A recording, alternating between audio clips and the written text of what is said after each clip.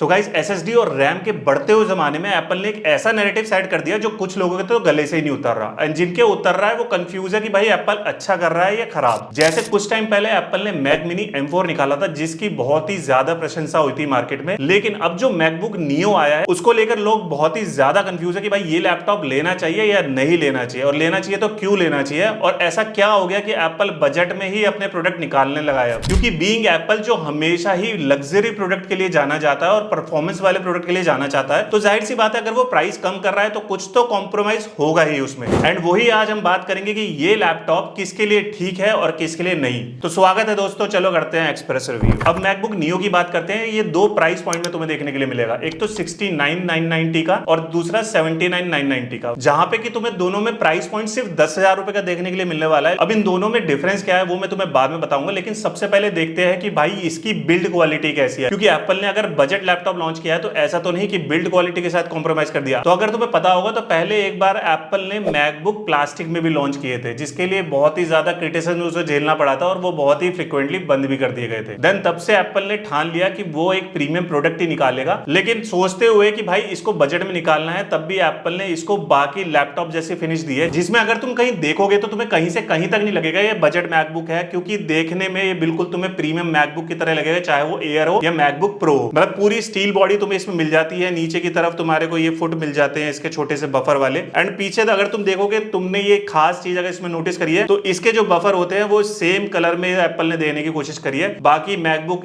Air M5 तक में भी वो कलर चेंज मिलता है तुम्हें। तो अगर तुम इसके दूसरे कलर भी देखोगे वहां पे तुम्हें देखने के लिए मिलेगा कि ये बफर जो है सेम कलर का है। उसी तरीके का इसका पूरा पीछे का पैनल है। ऊपर से तुम देखोगे तो पूरी एल्यूमिनियम बॉडी। हाँ, एक चीज जरूर तुम्हें देखने के लिए नोटिस हो सकती है, जब तुम इसे खोलोगे तो इसका ऑपरेशन तो वन हैंड है, जिसमें कि तुम देखोगे लोग कहते हैं ना कि अगर लैपटॉप एक हाथ से उठ रहा है तो वो प्रीमियम लैपटॉप है, तो वो वाला फील तुम्हें मिलने वाला है। तो ये यहाँ से बॉडी में तो तुम्हें कहीं से भी ऐसा नहीं लगने वाला कि इसमें बजट में कटौती करी गई है। साथ ही में ऊपर की एजेस में वहां पे मुझे एक चीज नोटिस करने के लिए मिली कि जो भी तुम्हारी फिनिश होती है स्क्रीन की वो थोड़ी सी स्लीक होती है मैकबुक एयर और मैकबुक प्रो में। यहाँ पे थोड़ी सी बल्कि देखने के लिए मिलेगी, लेकिन इसमें भी लिक्विड रेटिना डिस्प्ले आता है, तो वो चीज इन्होंने क्यों करी है वो यही जाने। एंड बिसाइड दैट तुम्हें बेजल्स मिलेंगी थोड़ी सी मोटी। जो इसका कैमरा है वो इसके बेजल में ही है, बाकी जो नॉच आजकल आने लगी है उसकी तरह तुम्हें ये देखने के लिए नहीं मिलेगा, क्योंकि भाई डिफरेंस भी तो क्रिएट करना है कहीं ना कहीं। एंड कीबोर्ड की बात करो तो तुम्हें मिलेगा इसमें मैजिक कीबोर्ड, जो बेसिकली मैजिक कीबोर्ड या आईपैड वगैरह में यूज करते हैं उसी तरीके का चलाने का फील मिलेगा। प्रीमियम फील है। अगर तुमने मैकबुक पहली बार यूज कर रहे हो तो हो सकता है तुम्हें थोड़ा सा स्विच करने में डिफरेंस लगे, लेकिन अगर तुम मैकबुक एयर या प्रो में से इस पे स्विच कर रहे हो तो वैसे तुम करोगे नहीं, लेकिन अगर तुम देखोगे या ट्राई करोगे तो बहुत ज्यादा डिफरेंस तुम्हें यूज करने में नहीं मिलेगा। वही सा पंची फील आएगा इसको यूज करते समय। एंड नीचे तुम्हें एक ट्रैक पैड मिल जाएगा जो कि हैप्टिक फीडबैक के साथ नहीं आता है, एक्चुअल फीडबैक के साथ आता है, क्योंकि इसमें ग्लास वाला और वो वाला जो एप्पल वाला फीडबैक होता है जो आईफोन 7 से शुरू हुआ था वो इसमें नहीं है, लेकिन तुम्हें एक्चुअल वाला फीडबैक मिलेगा और ये भी यूज करने में बहुत ही बढ़िया लगता है। मतलब जो इसकी फीडबैक वगैरह है बेसिकली एक्चुअल है, लेकिन ये भी बहुत अच्छी लगती है। इसी के साथ मैक का जो यूएसपी होता है, सारे शॉर्टकट मल्टीटास्किंग वगैरह सब तुम्हें इसमें देखने के लिए मिलेगा, मतलब मल्टी फिंगर टच और वो सब तुम एक्सेस कर सकते हो इसमें, तो वहां पे तुम्हें ये बजट नहीं फील कराता है। हाँ, एक चीज तुम्हें नीचे वाले मॉडल में और इसके ऊपर वाले मॉडल में भी देखने के लिए मिलेगी, जो कि है इसमें बैकलिट कीबोर्ड नहीं है, वो तुम्हें नहीं देखने के लिए मिलेगा। लेकिन अगर इससे ऊपर वाले मॉडल में जाते हो तो वहां पे तुम्हें फिंगरप्रिंट सेंसर जरूर देखने के लिए मिलेगा, और ऊपर वाले मॉडल में तुम्हें 512 जीबी मिलेगा इंस्टेड ऑफ 256 जीबी, सिर्फ 10,000 रुपए के अपग्रेड करने पे। क्योंकि मुझे लगता है ये लैपटॉप कहीं ना कहीं स्टूडेंट को कंसिडरेशन में देखते हुए बनाया गया है, तो इसलिए बहुत ज्यादा प्राइस डिफरेंस नहीं रखा गया है 256 से 512 जीबी के बीच। और वैसे तुम देखोगे आईफोन वगैरह या कहीं पे भी स्टोरेज अपग्रेड होते हैं, चाहे तुमने मैक मिनी M4 में भी देखा होगा, तो वहां सीधे 60,000 से 80,000 रुपए का अपग्रेड है, लेकिन यहाँ पे तुम्हें देखने के लिए मिलेगा 512 जीबी सिर्फ 10,000 रुपए के अपग्रेड पे। हाँ, रैम तुम्हें इसमें भी 8 जीबी मिलने वाली है और ऊपर वाले मॉडल में भी 8 जीबी मिलने वाली है, लेकिन वो 8 जीबी यूनिफाइड मेमोरी है, उसे रैम कहना गलत होगा। और वो यूनिफाइड मेमोरी जाहिर सी बात है विंडो के जो लैपटॉप होते हैं उसकी रैम से तो 1.5 गुना तो तुम एक्सपेक्ट कर ही सकते हो, उससे ज्यादा भी कर सकते हो, डिपेंड करता है तुम टास्क क्या कर रहे हो। एंड एक कमाल की बात बताऊं तो इसमें भी तुम्हें इतना ही वेट देखने के लिए मिलेगा जितना तुम्हें मैकबुक एयर M5 में देखने के लिए मिलेगा, जो इससे आगे पीछे ही लॉन्च हुआ है। साथ ही में अगर तुम साइड प्रोफाइल देखोगे वहां तुम्हें दो टाइप सी पोर्ट देखने के लिए मिलते हैं, जिसमें कि एक तो ट्रांसफर करता है 10 Gbps पे और दूसरा कर लेता है 480 Mbps के रेट पे। एंड इसी के साथ एक हेडफोन का जैक, साइड में दो स्पीकर मिलते हैं जिसकी क्वालिटी भी मेरे को काफी अच्छी लगी सुनने में, मतलब यहाँ नहीं लगा कॉम्प्रोमाइज इन्होंने स्पीकर में करा है वहां पे, क्योंकि स्टूडेंट वगैरह के लिए मैंने पहले ही तुम्हें बोला है, तो इन्होंने कोशिश करी है कि स्पीकर वगैरह में, क्योंकि ज्यादातर स्टूडेंट कंटेंट देखना या फिर म्यूजिक सुनना लैपटॉप वगैरह में भी पसंद करते हैं, तो वहां पे इन्होंने कोई भी कॉम्प्रोमाइज नहीं करा है। एंड इसमें तुम्हें देखने के लिए मिलते हैं वही वाली चिप जो तुमने 16 प्रो में देखी थी, A18 प्रो वाली, बस उसमें 6 कोर जीपीयू और 6 कोर सीपीयू के साथ थी। इसमें 6 कोर सीपीयू और 5 कोर जीपीयू है। यहाँ पे एक जीपीयू कम कर दिया इन्होंने कोर में। लेकिन जब हमने इसके कुछ टेस्ट करे कंपैरेटिव टू आईफोन 16 प्रो या फिर और जो टेस्ट करे, वहां पे इसने मुझे चौंका के रख दिया। लेकिन उससे पहले मैं बात करूंगा डिस्प्ले की, क्योंकि कंटेंट देखना भी उतना ही जरूरी है जैसे कि तुम देख रहे हो अभी। तो इसमें मिलती है तुम्हें लिक्विड रेटिना डिस्प्ले जो 2408 बाय 1506 का रेजोल्यूशन देती है। साथ ही में 1500 निट्स की हाईएस्ट ब्राइटनेस तुम्हें देखने को मिल जाएगी। मतलब कंटेंट देखने में तुम्हें कोई भी कमी नहीं लगेगी, चाहे तुम यूट्यूब पे देखो, नेटफ्लिक्स पे देखो। मतलब एचडी कंटेंट बहुत ही ज्यादा क्लैरिटी, क्रिस्प और कॉन्ट्रास्ट रेशो भी बहुत ही अच्छा मिलने वाला है उसमें। तो मतलब जो भी तुम देख रहे हो, मूवीज देख रहे हो या फिर यूट्यूब स्क्रॉल कर रहे हो, वहां पे तुम्हें क्वालिटी बहुत ही अच्छी लगने वाली है। स्क्रीन में कहीं पे भी आंखों में ग्लेयर नहीं होने वाला। साथ ही में कॉन्ट्रास्ट रेशो बहुत ही अच्छा देखने के लिए मिल रहा है और वही पंचीनेस और वही क्रिस्प जो एप्पल के मैकबुक में होती है वो इसमें भी तुम्हें देखने के लिए मिलेगी। फिर वही बात आ जाएगी कॉस्ट कटिंग की। तो एप्पल ने इसमें ट्रू टोन मिस कर दिया है, मतलब मिस नहीं करा है, दिया नहीं है जानबूझ के। एंड उसके अलावा अगर तुम यहाँ पे अपनी वीडियो एडिटिंग भी करते हो या फिर कुछ और काम भी करते हो तो वहां पे भी तुम्हें डिस्प्ले के कलर से कोई प्रॉब्लम नहीं होने वाली है। एंड इसी के साथ तुम कंटेंट के अलावा कोई ग्राफिक का काम करते हो या फिर वीडियो एडिटिंग का काम करते हो तो वहां पे भी तुम्हें कलर बहुत ही करेक्टिव वे पे देखने के लिए मिलेंगे, जैसे कि मैकबुक में होता ही है। मतलब क्वालिटी ऑफ कलर से कोई भी कॉम्प्रोमाइज नहीं। एंड इसके बाद बात करूं तो बैटरी बैकअप की, तो एप्पल कहता है तुम्हें इसमें 16 आवर का बैटरी बैकअप मिल जाएगा। मतलब तुम मस्त कंटेंट देखो या फिर और कुछ करो, इसमें जो भी काम करते हो उसके हिसाब से थोड़ा सा वो वेरी हो सकता है, लेकिन 16 आवर का बैटरी बैकअप तुम्हें मिल जाएगा। वहीं मैकबुक एयर M5 में, मैं इसको कंपेयर नहीं कर रहा हूं, 18 आवर का बैटरी बैकअप एप्पल कह के चलता है। लेकिन जब हमने इसको यूज करा 2.5 घंटे करीब मल्टीटास्किंग, वीडियो एडिटिंग, ग्राफिक्स के साथ काम करके और थोड़ा बहुत कंटेंट भी देख के, इसने 17% अपनी बैटरी ड्रेन करी। एंड इसी के साथ अगर चार्जिंग का टाइम बताऊं तो इसके साथ जो 20 वॉट का एडाप्टर आता है वो इसे करीब 3.5 घंटे में फुल चार्ज कर देता है 0 to 100%। वहीं पे तुम्हें थोड़ा बहुत उसमें वेरिएशन मिल सकता है। तो भाई अगर बेसिक यूज में देखा जाए तो अभी तक इस लैपटॉप में मुझे तो कोई कमी नहीं लगी। लेकिन अब ये आता है क्वेश्चन कि ये किसके लिए ठीक है, किस लेवल तक के लिए ठीक है और किसको यूज करना चाहिए, किसको लेना चाहिए और किसको नहीं लेना चाहिए। तो उसके लिए सबसे पहले हमें इसकी चिप को समझना पड़ेगा कि चिपसेट में कितनी ताकत है कि ये कौन कौन से टास्क कर सकती है और कौन कौन से देख के इसकी हवा निकल जाएगी। तो जैसे कि मैंने तुम्हें बताया कि इसमें आती है A18 प्रो चिप जिसमें 6 कोर सीपीयू और 5 कोर जीपीयू। और बहुत सारे लोग तुम्हें इंटरनेट पे कहते हुए मिलेंगे, मतलब कमेंट्स में, चाहे इंस्टाग्राम हो या फिर यूट्यूब हो,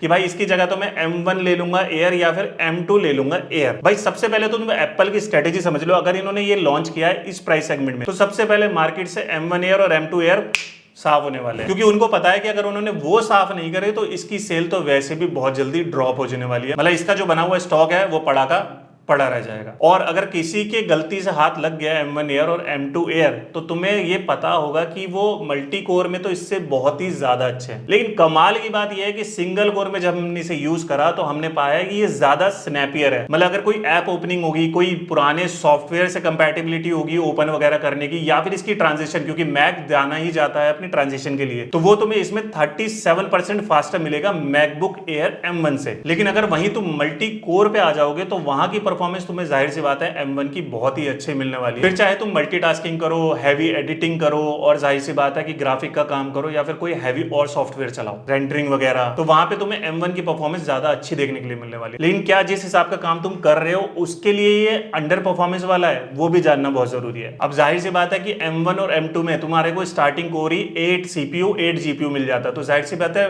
मल्टी कोर में तो तुम्हें डिफरेंस देखने के लिए मिलेगा ही। एंड उसी के लिए हमने इसको टेस्ट किया सबसे पहले एक आर्किटेक्ट या फिर एक ड्राफ्टमैन की नजर से। तो हमने इसमें यूज किया AutoCAD 2027 का, जो कि लेटेस्ट AutoCAD है, और यकीन मानो कि वो बहुत ही अच्छा परफॉर्म करके दिखाया। मतलब हमने उसमें ड्राइंग बनाई, उसको रेंडर किया या एक्सपोर्ट किया, मतलब इसमें मेरे को कहीं से कहीं तक भी कोई इशू देखने के लिए नहीं मिला। मतलब ना ही परफॉर्मेंस में बहुत ही अच्छी क्विक परफॉर्मेंस थी और ना ही हीटिंग में। मतलब अगर तुम यही कंपैरिजन करोगे कोई 60 या 70 हजार के विंडो लैपटॉप से, तो वो गर्म करके तुम्हें ही पूरा हीटर वाला एहसास करा देगा, जो कि तुम्हारे लिए बस सर्दियों में ठीक है। हाँ, अगर तुम कहीं 3D सॉफ्टवेयर करोगे जैसे कि स्केचअप वगैरह, जहां पे हैवी रेंडरिंग होती है, वहां पे तुम्हें ये कहीं ना कहीं अंडर परफॉर्मेंस लगेगा, क्योंकि उसमें बहुत मल्टी लेयर्स बना के तुम्हें रेंडरिंग वगैरह करनी पड़ती है, बाद में एक्सपोर्ट करना पड़ता है, इंपोर्ट करना पड़ता है। तो वहां पे मुझे लगता है जरूर ये तुम्हें अंडर परफॉर्मेंस लगेगा कहीं ना कहीं, क्योंकि इसमें रेंडरिंग का स्कोर भी काफी कम मिलता है। एंड दूसरी बात करते हैं ग्राफिक डिजाइनर की। हमने इसको टेस्ट किया ग्राफिक डिजाइनर की नजर से, जहां पे हमने फोटोशॉप में मल्टीपल फोटोज पे एडिटिंग करी, मल्टी लेयर बना के, वहां पे भी हमें इसमें कोई इशू देखने के लिए मिला। इवन कलर जो इसके थे बहुत बहुत ही ज्यादा पॉप होके आ रहे थे, बहुत ही ज्यादा अच्छे लग रहे थे। एंड इसी के साथ क्योंकि एडोबी का सॉफ्टवेयर है, तुम्हें पता है फोटोशॉप, तो वो तुम्हें इसमें जाहिर सी बात है थोड़ा लैग मिलना चाहिए, लेकिन ऐसा कुछ नहीं मिला। अगर इसी की जगह एप्पल का अपना सॉफ्टवेयर यूज करते तो वो तो और ही ज्यादा अच्छी परफॉर्मेंस तुम्हें देखने के लिए इसमें देगा। लेकिन उसी से एक स्टेप आगे आ जाए वीडियो एडिटिंग में, तो 4K की नॉर्मल वीडियो अगर तुम इसमें एडिट करोगे तो मुझे लगता है उसमें भी तुम्हें कोई प्रॉब्लम देखने के लिए नहीं मिलने वाली। हमने एक नॉर्मल लेयर वाली वीडियो जिसमें कि थोड़ी बहुत ट्रांजिशन होती है, थोड़ा बहुत साउंड होता है या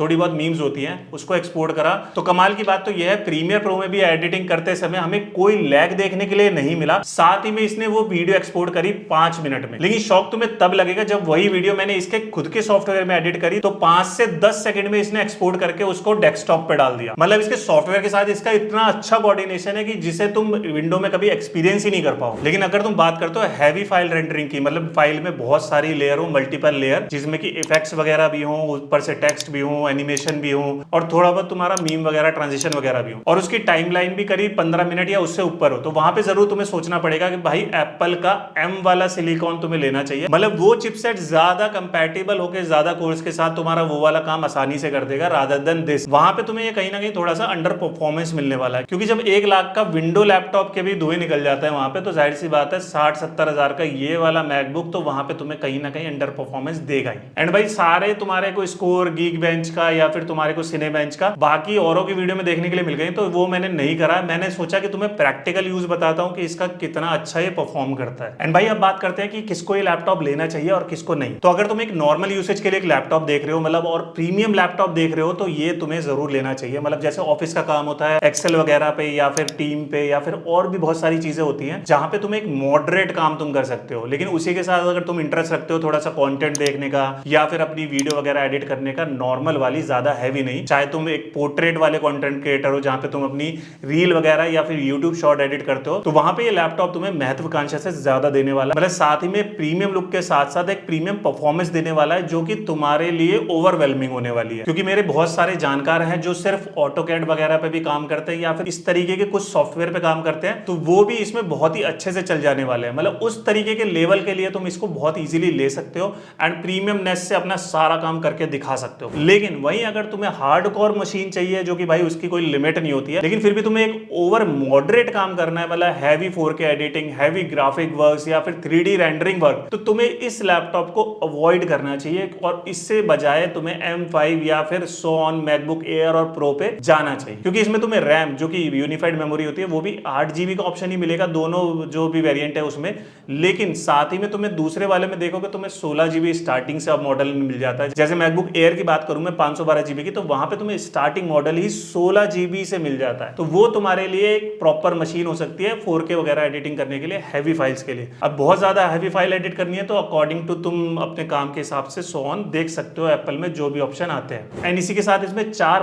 बढ़िया से क्वर्की वाले तुम्हें कलर देखने के लिए मिलेंगे जो कि बहुत ही पंची लगते हैं, बहुत ही अच्छे लगते हैं। बाहर एनवायरनमेंट में भी अट्रैक्शन गेनर है। अगर तुम बाहर इसे को लेके चले जाओगे तो किसी और का तुम्हारे पे अट्रैक्शन बने ना बने, इस पे बनना वाजिब है। एंड प्राइस पॉइंट की बात करें कि ये तुम्हें कौन से वाला लेना चाहिए, तो देखो मैं तुम्हें बोलूंगा कि तुम्हें 80,000 वाला लेना चाहिए जो कि तुम्हें डिस्काउंट वगैरह लगा के कहीं 70,000 में पड़ जाएगा। उसमें एक तो तुम्हें ये बेनिफिट होगा कि 512 GB की हार्ड डिस्क मिलेगी जो कि मैकबुक में प्रोडक्टिविटी निकालने के लिए बहुत ही ज्यादा जरूरी रहती है। और अगर तुम्हारा वर्क बहुत ही ज्यादा हल्का है तो तुम 256 वाला मॉडल भी ले सकते हो, लेकिन सेकंड वेरिएंट में तुम्हें हार्ड डिस्क के साथ साथ फिंगरप्रिंट अपग्रेड भी मिल जाता है मैजिक कीबोर्ड में, तो वो एक विन विन सिचुएशन तुम्हारे लिए हो सकती है। बाकी तुम्हें लगता है कि मेरा बहुत ज्यादा काम नहीं है, बस लैपटॉप को लेना है, कंटेंट देखना है या फिर कुछ पढ़ाई वगैरह कर रहे हो, नोट्स वगैरह बनाने हैं या फिर इसी तरीके का कुछ काम रहने वाला है, तो तुम ये 70,000 वाला नहीं हो 60,000 में भी ले सकते हो स्टूडेंट डिस्काउंट वगैरह लगा के। एंड अगर मैं अपनी बात करूं तो मेरे को ये भाई बहुत ही जस्टिफाइड प्रोडक्ट लगा, क्योंकि अगर तुम देखोगे तो तुम्हारा आईफोन जो लॉन्च होता है नॉर्मली 70,000 या 80,000 रुपए की रेंज से लॉन्च होता है, लेकिन अगर तुम प्रीमियमनेस चाहते हो मैकबुक की तो ये एक बहुत ही इंट्रोडक्टरी प्राइस का प्रोडक्ट है जो कि बजट मैकबुक में जिसे कहूंगा। तुम्हारे को सारा मैकबुक का इंटरफेस, जो इसकी क्वर्कीनेस होती है, जो इसकी क्विकनेस होती है और बाकी सारी चीजें इंटरफेस करने के लिए मिल जाएगी सिर्फ 60,000 रुपए में। वहीं 60,000 रुपए में तुम्हें विंडो का ऐसा लैपटॉप मिलेगा जहां पे फिंगरप्रिंट भी होगा तो ठीक से काम नहीं कर रहा होगा या फिर होगा ही नहीं। एंड उसी के साथ प्लास्टिक बॉडी मिलेगी और इतना हैवी होगा और बहुत ही ज्यादा गर्म होने वाला होगा, ये तो निश्चित है। तो भाई वीडियो अगर पसंद आई हो तो लाइक कर देना और नहीं आई हो तो कमेंट कर देना कि क्यों नहीं आई है। एंड इस प्राइस पॉइंट पे तुम इसे लेना पसंद करोगे नहीं करोगे तो मुझे कमेंट में बता देना। एंड ये तुम्हारे लिए कितना काम का लैपटॉप है ये भी मुझे कमेंट करके मेंशन कर देना। एंड भाई ये था मैकबुक नियो का मेरा वर्डिक्ट। अपडेट। मिलता हूं नेक्स्ट वीडियो में। Tata bye bye.